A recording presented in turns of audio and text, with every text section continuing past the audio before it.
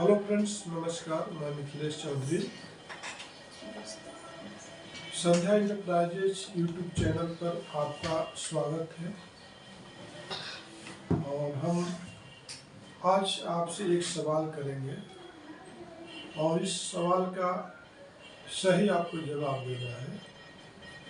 तो आज का सवाल है कि हमारे लाइफ में, हमारे जीवन में सबसे बड़ा रिस्क क्या है? सबसे बड़ा रिस्क क्या है? जवाब दीजिए। समय कम है, जल्दी जवाब दीजिए। सबसे बड़ा रिस्क क्या है?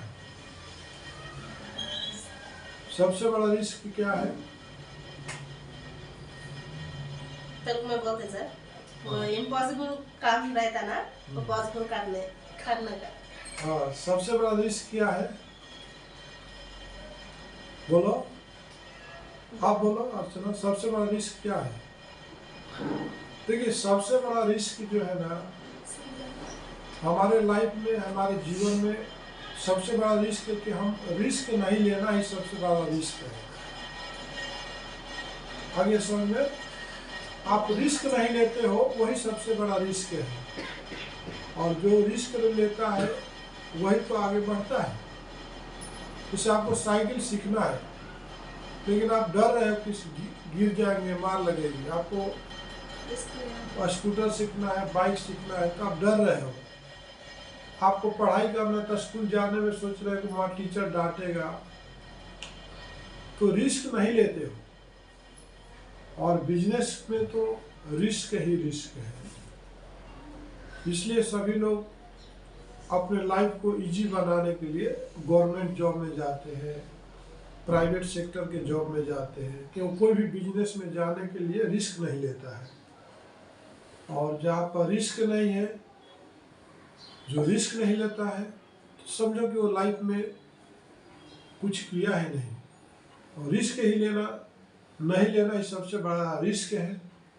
तो आज का जो टॉपिक है इसी संदर्भ में है कि आज का जो टॉपिक है कि एक बिजनेसमैन को सीजन के हिसाब से लॉस और प्रॉफिट होता है।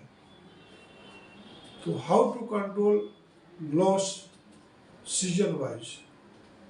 तो आज का जो सब्जेक्ट है, हम एक बिजनेसमैन के लिए हम इस वीडियो में बात करेंगे कि आप अपने आप को how to survive season wise your business, how to control your business season wise.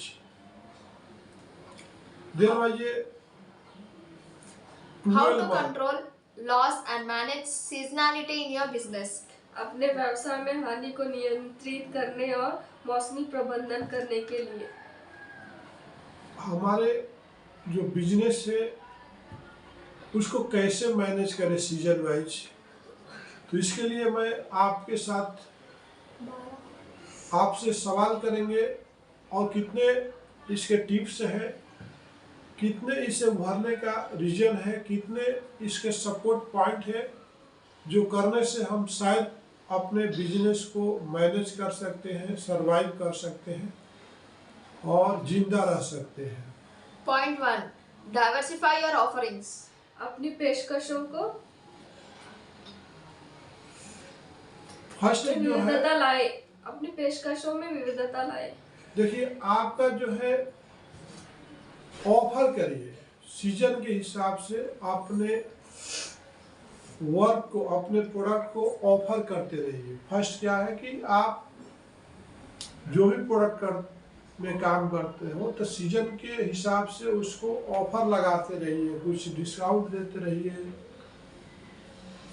और कुछ नए सप्लायर अगर मिलते हैं तो उन पर फोकस करके उनको ऑफर करते रहिए।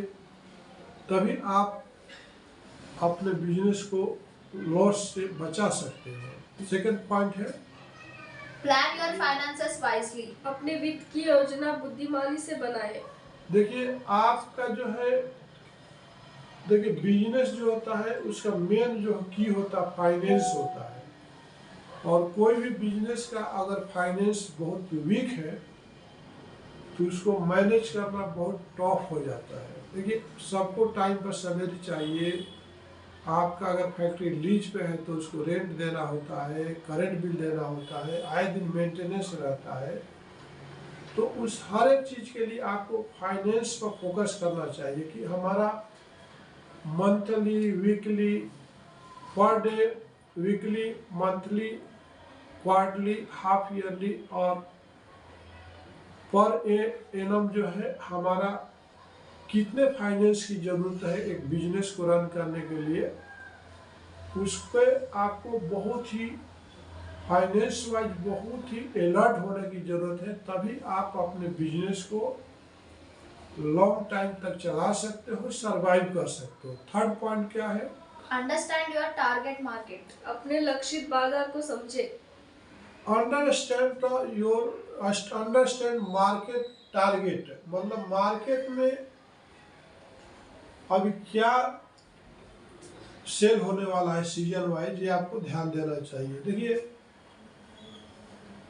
हमें अगर हम एक प्रोडक्ट के साथ जाएंगे तो हम कहीं ना कहीं फ्लॉप हो जाएंगे। सपोज फॉर एग्जाम्पल मान लीजिए जितने भी कंस्ट्रक्शन में लगने वाले प्रोडक्ट है वो सीजन एक 4 महीने जो है बंद रहते हैं। जुलाई से लेकर के सितंबर अक्टूबर तक सारे जो है कंस्ट्रक्शन कंपनियां स्लो हो जाती है रेनफॉल की वजह से। तो उस टाइम में आपको ऐसे प्रोडक्ट को सिलेक्ट करना चाहिए कि जो रेन सीजन में भी वो मार्केट में सेल हो।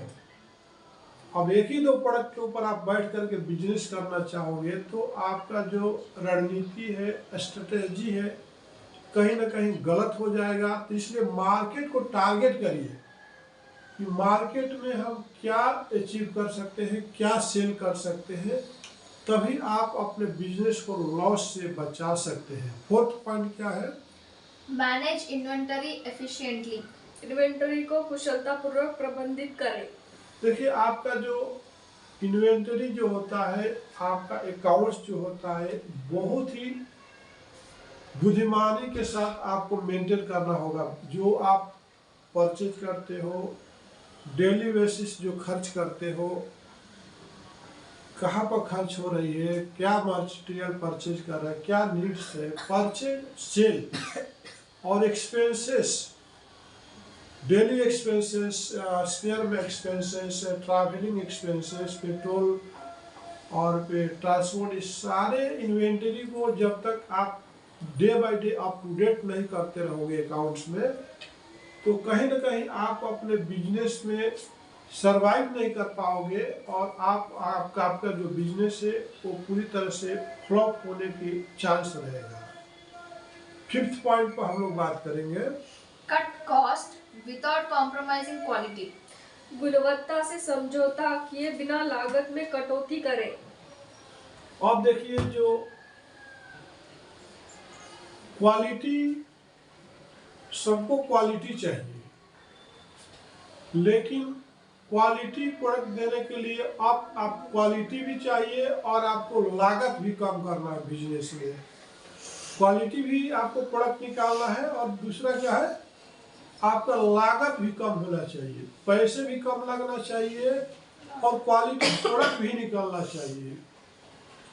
तो ये चीज को आप कैसे कट करोगे, कैसे मैनेज कर पाओगे? लोग बोलते हैं जितना गुड़ डालोगे उतना ही तो मीठा होगा, जितना शक्कर रहेगा उतना ही मीठा होगा ना। लेकिन जब उतना शक्कर डालेंगे तो उस हिसाब से मार्केट में रेट मिल रहा है कि नहीं मिल रहा, वो भी तो देखना है। आपका प्रोडक्ट को देखिए, क्वालिटी वाइज आपको जाना होगा। जो भी आप प्रोडक्ट काम करते हो तो उस पर क्वालिटी प्रोडक्ट ही निकालना होगा। आप please please please please believe the quality not quantity. जिस दिन आपका क्वालिटी अच्छा हो गया तो ऑटोमेटिक जो है क्वांटिटी आपका ऑटोमेटिक सक्सेस हो जाता है। लेकिन क्वालिटी को निकालते हुए आप अपने प्रोडक्ट वाइज कॉस्ट को कैसे कम कर सकते हो, लागत को कैसे कम कर सकते हो, आपका इन्वेस्टमेंट को कैसे कम कर सकते हो, ये बहुत बड़ी आपकी बड़ी चैलेंजिंग जॉब होती है बिजनेस चलाने के लिए। तो आपको हर तरह से ध्यान देना चाहिए कि देखिए कम लागत का मतलब होता है कि रॉ मटेरियल को हर जगह पर आपको नज़र रखना चाहिए। जो रेसिपी है उसके हिसाब से प्रोडक्शन हो रहा है कि नहीं हो रहा, जो आपका प्रोडक्शन टारगेट है उतना टारगेट आपको अचीव हो रहा है कि नहीं है, अननेसेसरी कहीं कहीं मोटर तो नहीं चल रहा, अननेसेसरी कहीं लाइटिंग तो नहीं चल रही है। तो आपको हर एक जगह पर कहाँ पर, जैसे कि आप कहीं अननेसेसरी लाइट चला के छोड़ दिया, तो एक लाइट जो होता है महीने में 125 रुपया का करंट भी लेके आता है।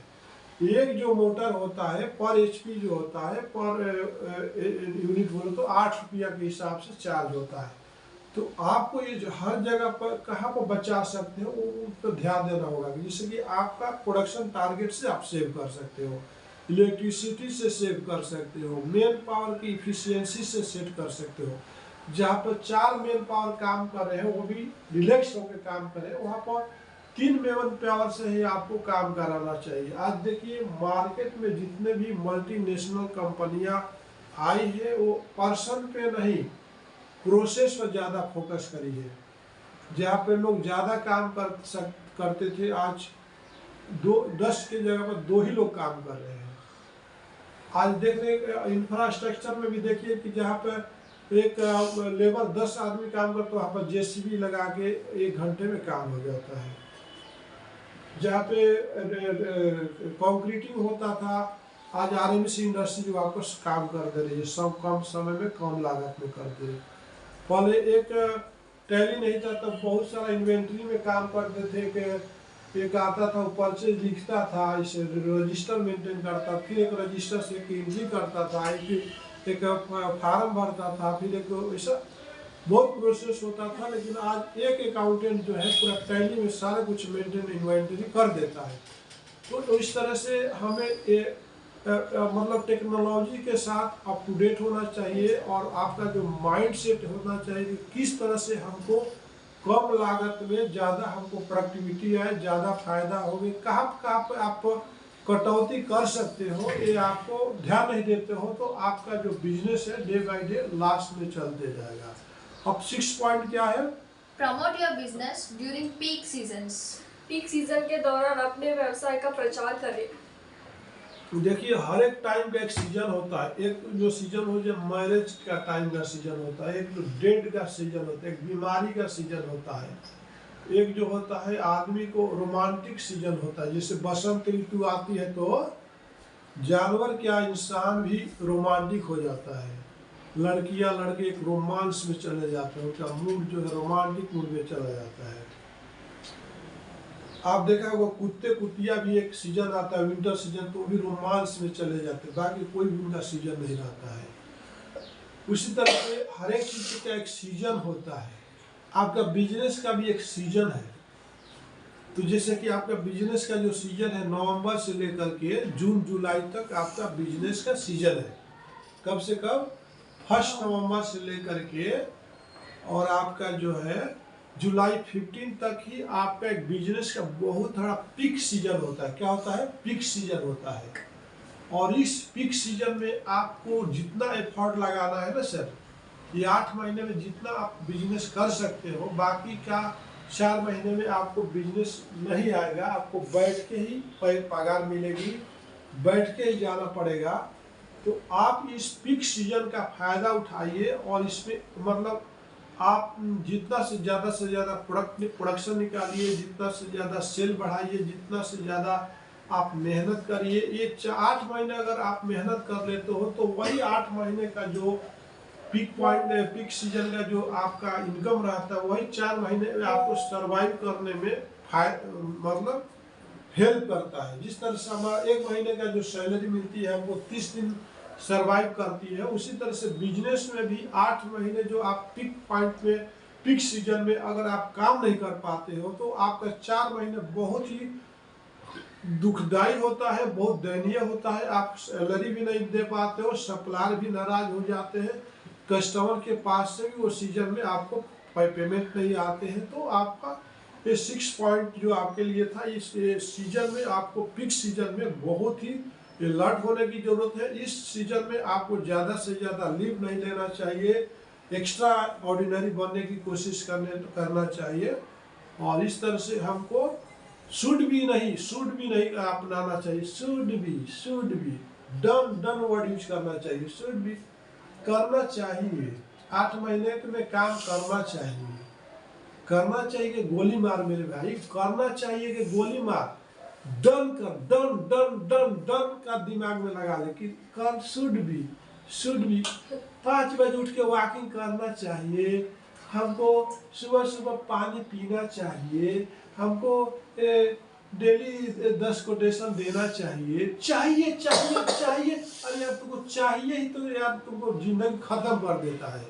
तो तुमको क्या करना चाहिए, पर don't believe should be, don't believe on the should be, please believe on done. आप जिस दिन आपको ये करने पर भरोसा रखिए कि हमको शुड बी चलना चाहिए, एक बच्चा होगा तो खिलाना चाहिए, ये होता वो करना चाहिए, कर ना भाई कर, डन कर, शुड बी पर ट्रस्ट मत कर। तो इसलिए आपका जो 8 महीने का जो सीजन मिलता है ना भाई, कुछ कर दिखाने के सीजन मिलता है, फिर तुम 4 महीना तक बैठ के सोना ही पड़ेगा, तुम्हारा इनकम भी कम हो जाएगा, तुम्हारा इंसेंटिव भी कम हो जाएगा, तुम्हारा सैलरी भी कम हो जाएगा, तुम्हारा बिजनेस भी नहीं आएगा 4 महीना 5 महीना। तो तुम्हारे पास जो 9 महीना मिलता है या 7 महीना 8 महीना मिलता है, उसमें अपने एफर्ट को क्यों नहीं लगाता है? या तुमको जीवन में लिए तो जान लगा दे ना, जान लगा दे। तू जीना चाहता है तो जान लगा के काम कर, डन कर, ठीक है। नेक्स्ट क्या 7 point, implement customer loyalty programmes. ग्राहक वफादारी कार्यक्रम लागू करें। देखिए फिर से आप बोलिए, क्या आपने बोला? Implement customer loyalty programmes. देखिए कस्टमर लॉयल्टी प्रोग्राम को आपको क्या करना चाहिए, कौन कौन से आपका जो कस्टमर है लॉयल्टी से काम करता है, आपके साथ मतलब अच्छा से बिहेव करता है, उनके साथ एक बीच में एक प्रोग्राम रखिए, उनके साथ आपको मार्केटिंग वालों का मीटिंग कराते रहिए। जो आपके कस्टमर बहुत दिन से जुड़े हुए होते हैं उनके साथ हमेशा लॉयल्टी, क्वालिटी और ऑनेस्टी के साथ पेश आइए, और उनसे हमेशा अपने कस्टमर से जो भी आपके कस्टमर सपोर्ट कर रहे हैं 2016 से लेके अब तक, उनके साथ आपको लॉयल्टी के साथ पेश आना चाहिए और रिस्पेक्ट के साथ पेश आना चाहिए। तभी आप फ्यूचर में भी और भी उनके साथ, ये नहीं कि आप जो एक प्रोडक्ट उनके साथ डील कर रहे हैं वही करते रहिए, और भी उनसे जानकारी लेते रहिए कि सर और भी क्या मार्केट में क्या मतलब टारगेट चल रहा है, मार्केट क्या बोल रही है, और क्या प्रोडक्ट हम लोग कर सकते हैं, और क्या प्रोडक्ट का डिमांड है। तो इस तरह से आपको जब खाली टाइम मिलता है तो उससे 2-4 बातें करना चाहिए, और मार्केट में क्या डिमांड चल रही है। ये नहीं कि आप किसी को पीवीसी वाटर स्टॉपर दे रहे हैं तो आप पीवीसी वाटर स्टॉपर ही देते रहे, और भी आपको प्रोडक्ट को उनसे हमको एनालिसिस करना चाहिए, इंफॉर्मेशन लेना चाहिए कि सर इसके अलावा और भी क्या हम लोग प्रोडक्ट करेंगे कि हम लोग जब सीजन ख़त्म होता है तो उस टाइम में हमारे फाइनेंशियल, हमारे जो फंड्स जो इशू आ जाते हैं कंपनी में, हमारे बिजनेस में को जब ऐसे समय आते हैं जब हमारे अकाउंट्स में पैसे नहीं रहता, उस टाइम में कौन सा ऐसा प्रोडक्ट है जो हमको सपोर्ट करने वाला है उस टाइम में। उस तरह से हमको एक रिलेशन मेंटेन करना चाहिए, लॉयल्टी के साथ उनसे हमको संपर्क करना चाहिए, ठीक है। अभी चाहे 8 पॉइंट क्या है, बिल्ड फाइनेंशियल रिजर्व्स। वित्तीय भंडार बनाए। देखिए वित्तीय भंडार बनाए, और मतलब कि एक देखिए कि आपको ये देखिए कि आपको साल में मान लीजिए कि आपका पर मंथ कितना खर्चा होगा, तो साल में कितना खर्चा होने वाला है, तो उस तरह से आपको एक वित्तीय मतलब एक जो है एक आपको फंड्स का व्यवस्था करके चलना चाहिए कि भाई हमारा, अब मान लीजिए आप किसी लड़की की शादी कर रहे हो तो लड़की की शादी में कितना, कोई बोलता है 1 लाख रुपया लगने वाला था, आपको 1.5 लाख 1.25 लाख का व्यवस्था करके चलना चाहिए कि भाई बोल रहे हैं ना अप्रोक्सीमेटली गेस कर रहे हैं लेकिन ज़्यादा ही लग सकता है। उसी तरह से आपका वित्तीय जो है फाइनेंशियल जो स्थिति है वो कभी बिजनेस में आपको डे बाय डे कब क्या लग जाएगी ये आपको मालूम नहीं। आप तो ऐसा गेस करते हो, लेकिन कभी कभी होता मोटर भी जल जाता है, कभी स्क्रू बैरल खराब हो जाता है, कभी सडनली कभी भी कुछ हो सकता है जो जिसका आपने उसमें वित्तीय में आप फाइनेंस में आप फंड्स में उसको नोट नहीं की होगी, ये हो सकता है हादसा। तो ये एक जो है एक्सीडेंटल मतलब एक आपका फंड्स होना चाहिए कि कभी भी कुछ हो सकता है। हर महीने में 50 से 60 हज़ार 1 लाख का खर्चा एडिशनल बढ़ सकता है। तो इस तरह से हम लोग वो अरेंज करके चलते हैं, सब सोच करके चलते हैं और उसके लिए हमेशा प्रिपेयर रहेंगे, तभी हम अपने बिजनेस को लॉस होने से बचा सकते हैं। 9 पॉइंट क्या है? Adjust staffing for seasonal needs. मौसमी जरूरत के लिए स्टाफिंग समायोजित करें। देखिए, सीजन के हिसाब से आपको क्या करना चाहिए? स्टाफ को देखिए एक सीजन के हिसाब से उनको तैयार करना चाहिए कि कौन सा सीजन पीक पॉइंट है, कौन सा सीजन में वीक पॉइंट है, कौन सा सीजन पीक पॉइंट है, कौन सा सीजन वीक पॉइंट है। तो जब पीक पॉइंट आता है तो सबको एक एक टारगेट दीजिए, सबको एक टास्क दीजिए कि आपका ये रास्ता है ना, आपको इधर उधर नहीं देखना है, आप इस पर चलते रहो। वहां से आपको ज़्यादा से ज़्यादा आपको कोटेशन जनरेट करना है, परचेज ऑर्डर जनरेट करना है।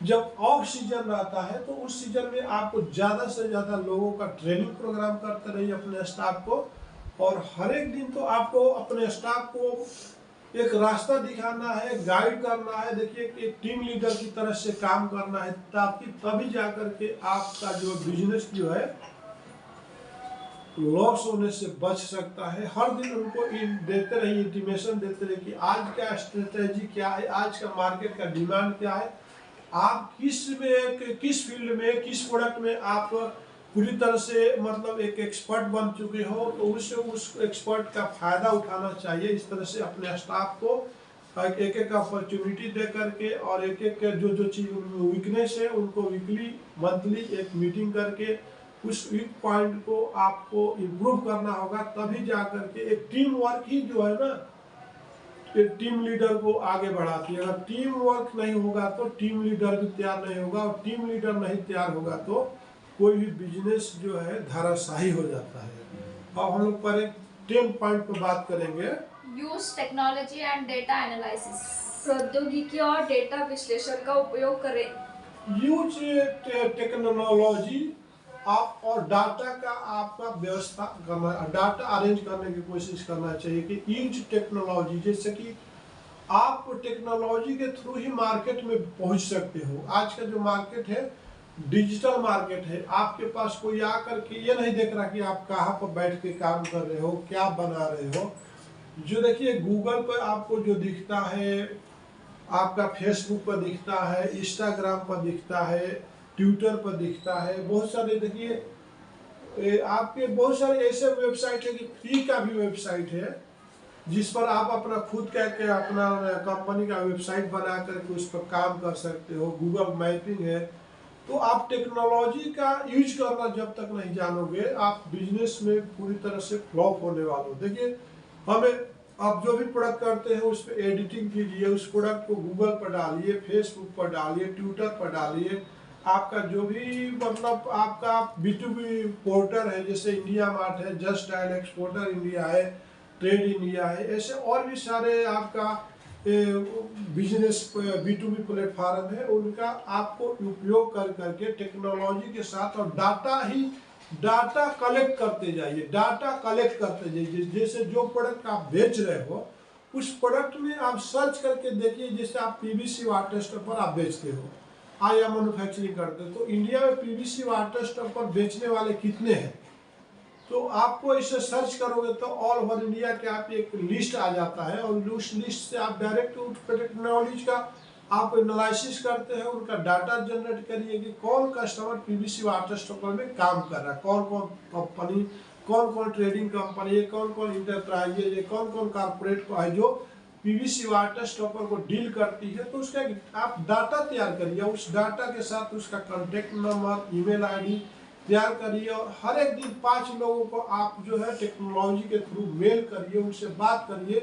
तो हर दिन ऐसा करने से ही आप टेक्नोलॉजी का डाटा जब तक आप एकत्रित नहीं करोगे, जो भी कस्टमर आपके बनते जाते हैं उनका कस्टमर लिस्ट तैयार करिए। तो इस तरह से जितना हम डाटा कलेक्ट करते हैं, जितना इंफॉर्मेशन हम लेते हैं, जितना प्रोडक्ट के बारे में जानकारी करते हैं, तो हम अपने बिजनेस को लॉस होने से बचाते हैं। 11 पॉइंट क्या है? Explore new markets with different seasons. विभिन्न मौसमों के साथ नए बाजारों का अन्वेषण करें। देखिए, सब दिन हो तना एक समाना महाभारत में लिखा है कि सब दिन ये इंसान का एक जैसा नहीं होता है। किसी दिन आपको सर्दी हो जाएगा, किसी दिन आपको खांसी हो जाएगा, किसी दिन आपको फीवर आ जाएगा, किसी दिन आपका जो है लूज मोशन हो जाएगा, किसी दिन आपको सर दर्द करेगा।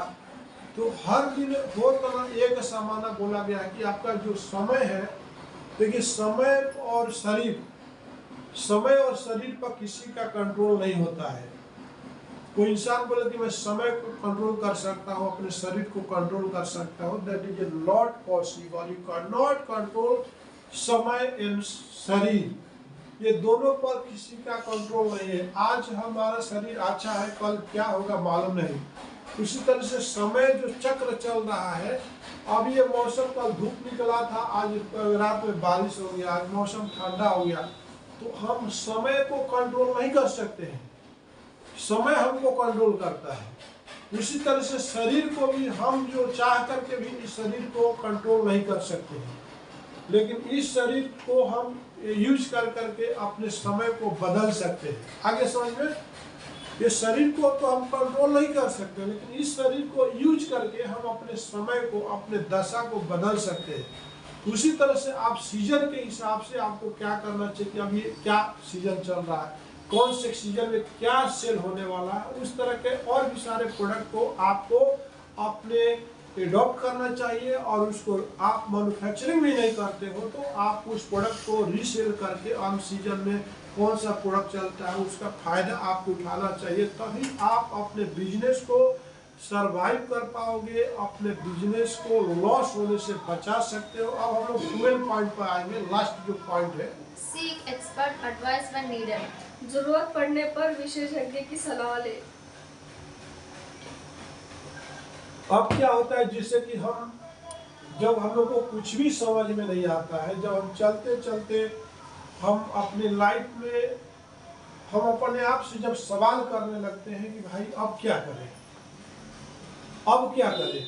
जिस तरह से एक चौरास्ते के ऊपर जाते हो और उस चौरास्ते पर आपको मंजिल पास में है, मगर आपको वहां से अब रास्ता आपको दिख नहीं रहा है, तो किसी न किसी का एक्सपर्ट का आप एडवाइस लेते हो कि इसके आगे क्या करना चाहिए, कौन से रास्ते पर जाना चाहिए, हमको यहाँ पर जाना है। उसी तरह से जब आपको लगता है कि भाई अब हम जो है पूरी तरह से अपने बिजनेस में, आज हमारे पास फंड्स नहीं है, सारे कस्टमर हमको बहुत परेशान कर रहे हैं, वो पेमेंट डेली पूछ रहे हैं, आखिर हम करें तो क्या करें, हमारा इनकम कम हो चुका है, बिजनेस कम हो चुका है, लेकिन हमारे ऊपर जो है काफ़ी क्रेडिट हो चुका है, तो उसमें आपको बहुत ही धैर्य से काम लेना होगा, बहुत पेशेंस से काम लेना होगा। पेशेंस और समय दोनों का थोड़ा सा आपको इंतजार करते हुए एक आपको एक्सपर्ट का एडवाइस लेना चाहिए, एक जो इस फील्ड से गुजर चुका है। बहुत लोगों को देखा होगा कि कल तक वो बहुत रोड पे था और फ्लॉप हो चुका था, रिजेक्ट हो चुका, तो वैसे लोगों के पास जा करके एडवाइस लेना चाहिए कि सर, मैं एक बार सुना था कि आप भी पूरी तरह से रिजेक्ट हो चुके थे, रोड पर आ चुके थे, तो आपने उस टाइम जब आप रिजेक्ट हुए थे और रोड पर आ गए थे तो आपको पास पैसे नहीं था, तो उस टाइम में आप अपने आप को फिर रीसेट कैसे किए थे, अपने आप को सेटराइट कैसे किए थे, आप रीजनरेट अपने आप को कैसे किए थे। तो उस वैसे लोगों का आपको एडवाइस लेना चाहिए, उस वैसे लोगों का बुक पढ़ना चाहिए। देखिए, एक सबसे बड़ा दोस्त जो हमारा होता है, कौन होता है, हमारा एक बुक होता है, किताबें होती है। तो हमारा सबसे बड़ा जो दोस्त जो कौन होता है, किताबें होती है, और एक सक्सेस पर्सन होता है जिसका हिस्ट्री जो है बहुत तकलीफ से गुजरा है और आज अच्छे मुकाम पे है। तो वैसे लोगों का आपको हिस्ट्री पढ़ना चाहिए, बुक पढ़ना चाहिए। जब आप फंड से सफ़र कर रहे हो, तकलीफ से सफ़र कर रहे हो, आपके चारों तरफ अंधेरा ही अंधेरा है, कहीं भी कोई रोशनी नहीं दिख रही है, तो आप उस टाइम में बुक का सहारा लीजिए, एक डेडिकेटेड आदमी का सहारा लीजिए, एक अच्छे फ्रेंड्स की सहारा लीजिए, एक एक्सपर्ट का सहारा लीजिए, तभी आप अपने बिजनेस को रीजनरेट कर सकते हो, रीसेटराइट कर सकते हो। और अब मैं इसके आगे क्या बोलूँगा, नेक्स्ट वीडियो में फिर हम मिलेंगे नए टॉपिक के साथ। और नए जुनून के साथ। इसी के साथ मैं मिथिलेश चौधरी अपने वीडियो को विराम देता हूँ। नमस्कार, धन्यवाद।